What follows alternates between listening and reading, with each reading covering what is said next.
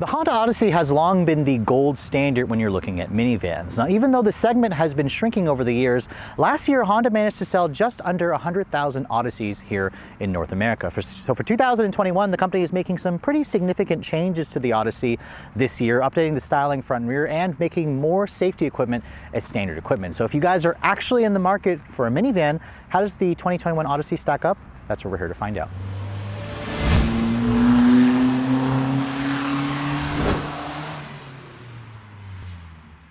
Now, because the minivan segment is shrinking over the years, 2021 is actually a pretty significant model year change for a lot of different manufacturers. We've got the new Chrysler Pacifica and of course an all-new Sienna and a Kia Sedona will be coming for 2022. So for 2021, you can see Honda is making some changes to the Odyssey in order to keep this thing competitive. They want this to still be the best minivan in the segment. And honestly, this 5th generation Odyssey, when it came out in 2018, was already a great player. So they didn't really need to make too many changes here. So this is just a pretty slight refresh. Now for 2021, every Odyssey, even the base LX trim, will come standard with full LED headlights. The Touring and Elite trims have the reflector headlight design with LED low and high beams and LED daytime running light, and you also get LED fog lights on the higher trims, although I'm surprised to see that the turn signals are an incandescent design. It's weird because Honda puts full LEDs on stuff like the Civic and of course a CR-V and an Accord. Now you can also see the front fascia has been slightly tweaked. The grille is a little bit larger. This Elite trim that I'm showing you is the top of the line model. It's got some black painted accents in the grille. The radar sensor for the adaptive cruise control is right behind the Honda H logo. And to be honest, I'm not sure the refresh for me is actually better looking. I mean, they added a little bit more chrome, a little bit bigger grille and some black trim. But there are certain angles of the Odyssey where I think it actually looks a little bit frumpy. I'm gonna have to wait until I review, of course, the new Pacifica and the upcoming 2021 Sienna to decide which one I actually like best. Now, thankfully, minivans aren't really about design or styling. They're more about practicality. But when you look at the side profile of the Odyssey, it hasn't really changed too much. This is still a very large vehicle. At 205 inches long, this is the same length as something like a Toyota Sequoia. So there's not really anything that's mini about this van. It's a pretty big vehicle. It still rides on the same 118-inch long wheelbase. Honda has been using that length of wheelbase since the 2nd generation Odyssey came out in 1999. Now this Elite model that I'm showing you also has a unique set of 19-inch wheels. They're actually unique to the Elite trim. They have this kind of blacked out finish. The wheels themselves actually look a little bit small when you're looking at the rest of the body of the Odyssey, but you should know that the Elite is going to be the one that gives you the biggest wheel versus all the trim levels. Now, again, looking at the side profile, there's this like very interesting character line that dips down here, and then Honda finally hid the rear track for the doors actually in the window frame. It took them 5 generations to finally do that when Toyota and Chrysler have been doing that for years. And at the rear, you can see the taillights haven't changed. They're an all incandescent design, which I'm surprised Honda didn't go with an LED design for the taillights.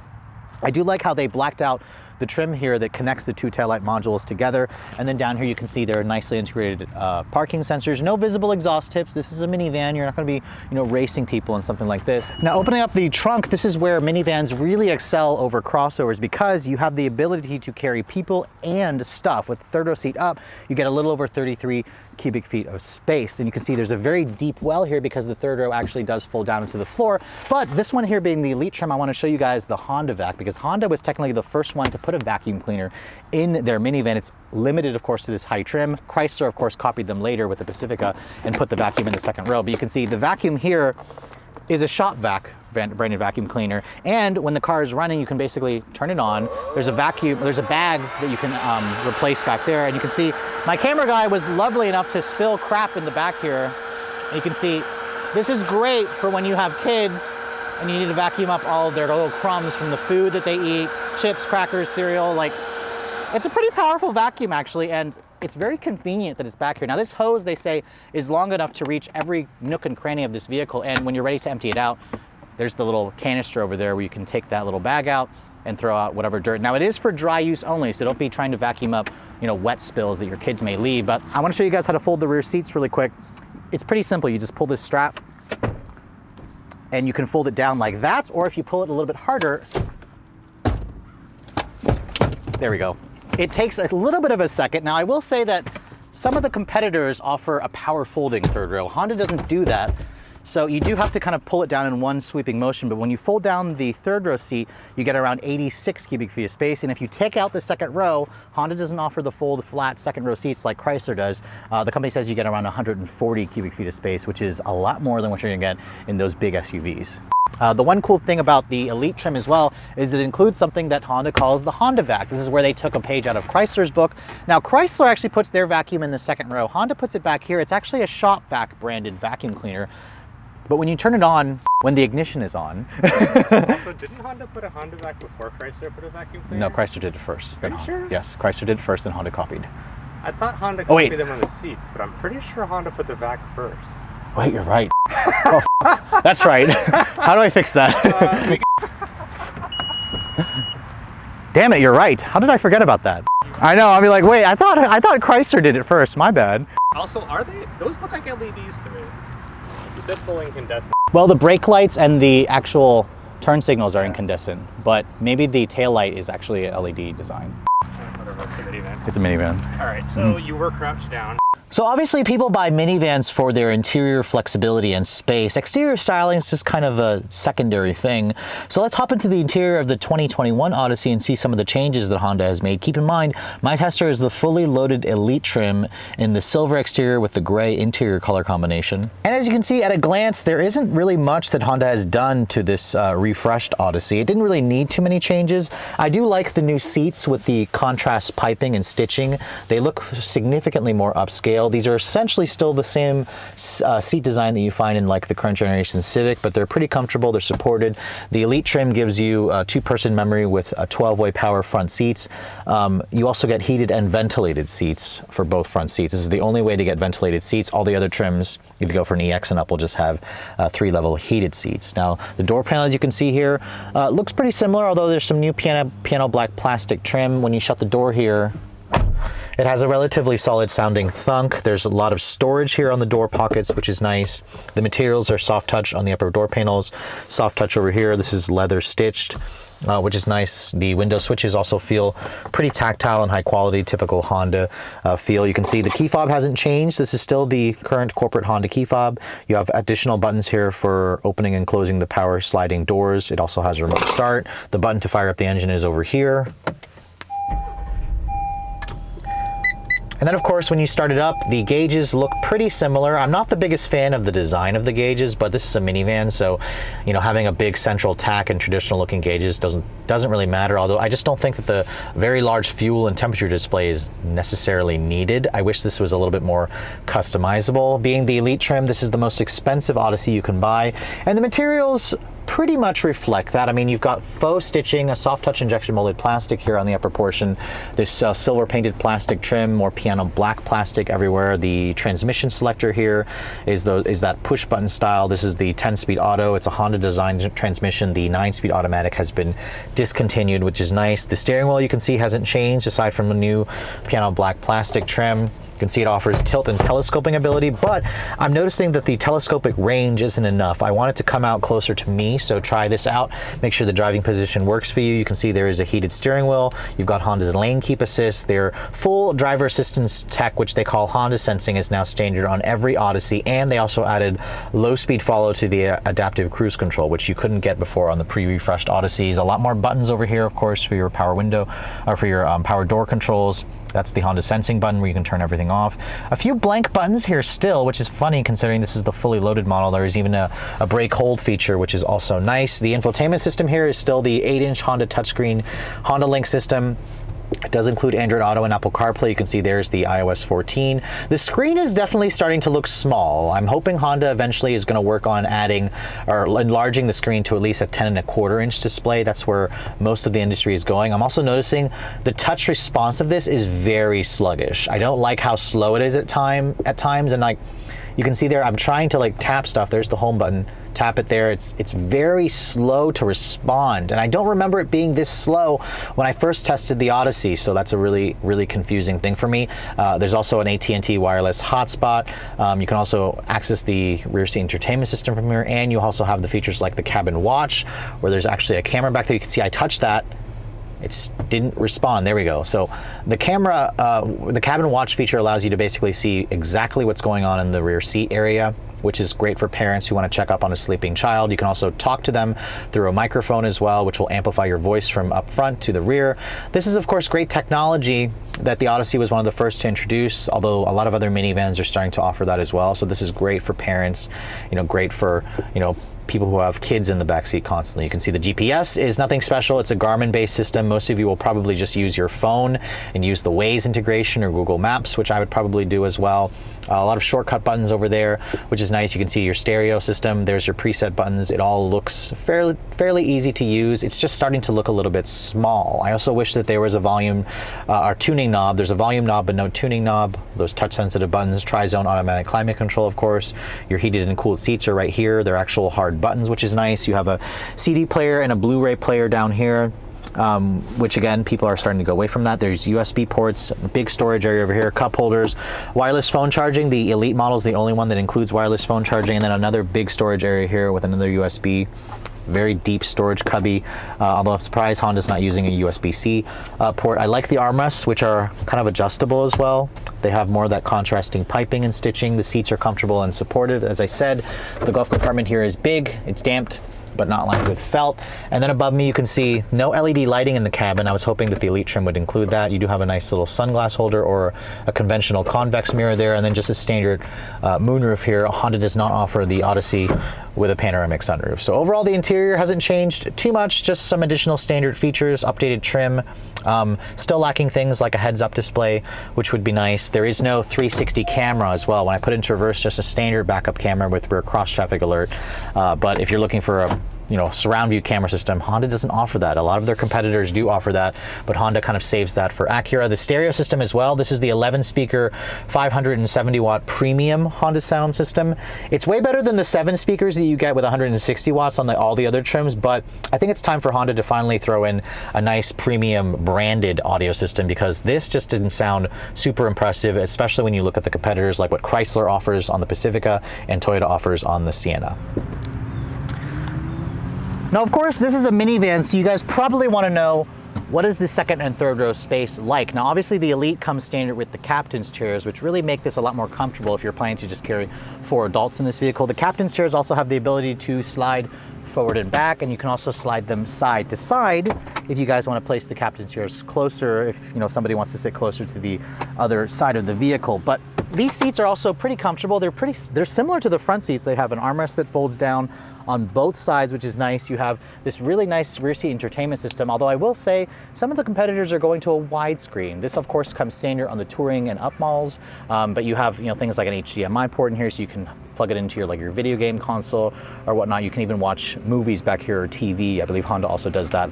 Same thing as FCA. That right there is the camera system for the cabin watch, which basically allows parents in the front to watch what the kids are doing back here if you've got a sleeping toddler. You also have a cabin talk feature where you can have an intercom project your voice from the front all the way into the third row, so you don't have to yell. And then down here you can see there's 2 USB charging ports, your HDMI port, rear seat cup holders, but no heated rear seats. Some competitors are starting to offer that heated rear seat function, but I do like how the Elite comes standard with second and third row manual sunshades. Now, of course, I'm gonna get into the third row here to show you guys what the space is like. Now, to do that, you can fold this down if you'd like. What does that do? You are clearly not a soccer mom. I'm not a soccer mom. What the hell? Oh, here we go. Oh, that takes the seat out. Okay, that's what that does. I think it's this one over here, because it has this thing of the seat coming like this. No. Further, but there, that one. That one, that takes the seat out. Really? Oh, maybe it just leans it forward. Okay, so I'll just do that then. So clearly I'm not a soccer mom, but I believe you pull this lever here and that folds the seat forward, which does let in a little bit more space. I'm just trying to give you guys, a view so you can see the space back here. Now, in the second row, Honda said that there was 40 inches of legroom. In the third row here, there's actually 38 inches of legroom, and you could give yourself more legroom if you had the second row passenger move their seat up slightly. You can see, just like the second row, there are some nice shades back here, which is great. You've got 2 USB charging, or at least 1 USB charge port, which is now lit up for 2021. You have headphone jacks here, you have a power outlet here, rear seat air vents. So really, a minivan is still the best way to carry people and stuff, and you can actually fit 3 people across back here. It is relatively comfortable, and there's a decent amount of legroom. Now, underneath the hood of the 2021 Odyssey, the company didn't make any changes except for one big one where they finally got rid of the 9-speed ZF automatic on the lower trim. So all of them will still use a 3.5 liter V6 that's naturally aspirated, still makes 280 horsepower and around 262 pound-feet of torque. It's got their iVTEC technology, of course, Earth Dreams because it's a direct injection engine, and all of them use a new 10-speed automatic that was previously limited to the Elite trims. Now it's standard across the board. It's a Honda design transmission. Now, all Odysseys continue to be front-wheel drive. Fuel economy is rated at 19 in the city, at 28 in the highway, and this thing will tow a maximum of around 3,500 pounds. Now, because the Odyssey is so big, this is a few hundred pounds heavier than a Pilot. As this one sits, it weighs just over 4,600 pounds. So this being just a mid-cycle refresh, we only have tweaks to the styling on the outside and a few minor things to the interior. Honda didn't need to adjust or update anything but the drivetrain, and that's kind of a good thing. The Odyssey had already one of the best powertrain combinations in the industry, although they made one critical change. They dropped the 9-speed automatic that was built by ZF. I never liked that transmission anyways. Now all Odysseys come standard with the 10-speed Honda design transmission, which is just a far better transmission. All of them have a 3.5 liter naturally aspirated V6.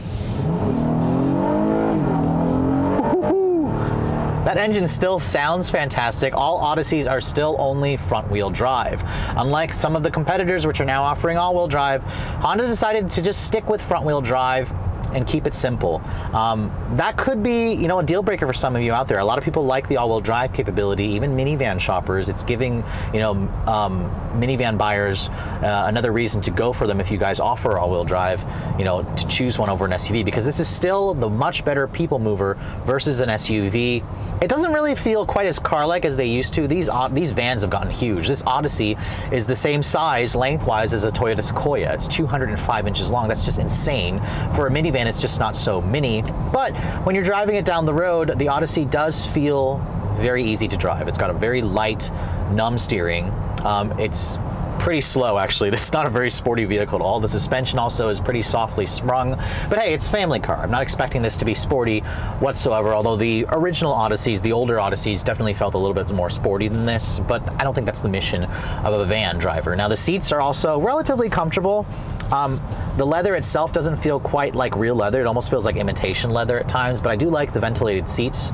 They work fairly well. Visibility in here is pretty good. It's a traditional box shape of a van. The Honda Sensing comes standard, but you need to go for an EX trim if you guys want the blind spot monitoring with rear cross traffic alert. Highly recommend at least getting that feature. The rest of this car, honestly, it just goes about its business quietly with very little annoyances.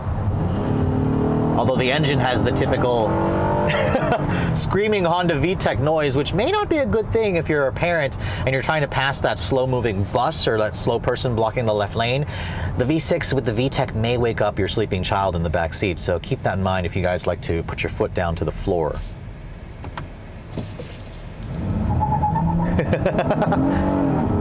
Yeah, if this thing had all-wheel drive, it wouldn't spin out the front tires quite as much, but hey, it still actually feels relatively fast. 0 to 60 probably is around the 7.8 second mark. It's not, ridiculously quick. I think the Pilot is faster than this by like a second to 60. Those are like around 6.5 seconds. You can, I guess blame the weight. This is a 4,600 pound minivan. She's heavy. I believe it's heavier than a Pilot, so this is a bigger vehicle, but it also offers way more interior space than a Pilot, way more practicality. Now, there is a sport mode in the transmission. I have it in sport mode right now. Let's just floor it here from a stop. Let's hear how bad the wheel spin is in this thing.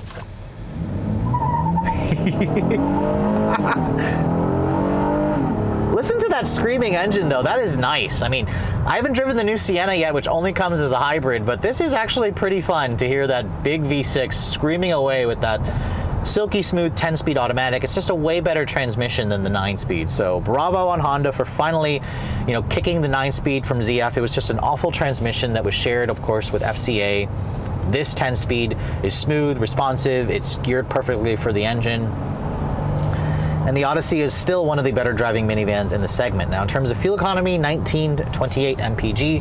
I averaged around 22 miles to the gallon. Not bad on the highway. This thing will get closer to 30 mpg, so it's really good gas mileage. But the Sienna will kill this because it's a hybrid. So I haven't driven the new Sienna yet. I will be driving it toward the end of this year. The Odyssey is still, again, for all you traditional minivan buyers out there, a really great option for you. especially if you particularly love Hondas. I mean, you don't necessarily have to be a Honda person to like this van. The Odyssey is still one of the best ones that you can buy today.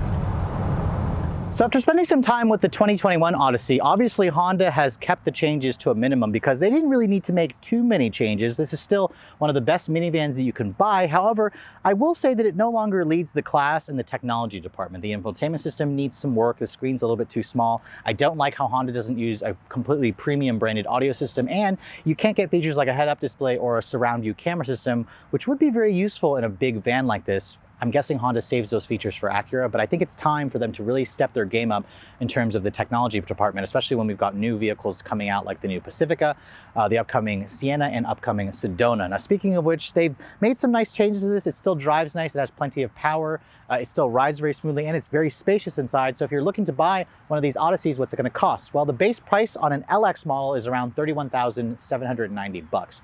I would say skip that model entirely and go for an EX model for about $3,400 more, because you'll get features like Android Auto and CarPlay, the bigger 8-inch screen, the power sliding doors, the heated seats and stuff. That is, to me, is a worthy upgrade, especially for the technology aspect. This one here being the Elite with the vacuum cleaner, the heated and cooled seats, the premium sound system, the rear seat entertainment system. This one here stickers for around $47,000 plus installation. Add that in and you're looking at around $48,000, just under $50,000 for a minivan, which is definitely expensive, but I would probably assume that fully loaded versions of the Pacifica and the Sienna are also going to be a little under to over $50,000. So Honda still has a little bit of a value quotient here. However, you should know that those vans I'm expecting will have the features that the Odyssey is missing, even though it will cost you a little bit more. But with all that said, I hope you guys have enjoyed my full overview on the 2021 Honda Odyssey Elite. If you're also looking to see the latest cars I'm testing, be sure to follow me on Instagram at redline_reviews, like us on Facebook, and as always, guys, please keep subscribing to the Redline Reviews YouTube channel for all the latest reviews. Thank you so much for watching. I'll catch you all in the next video.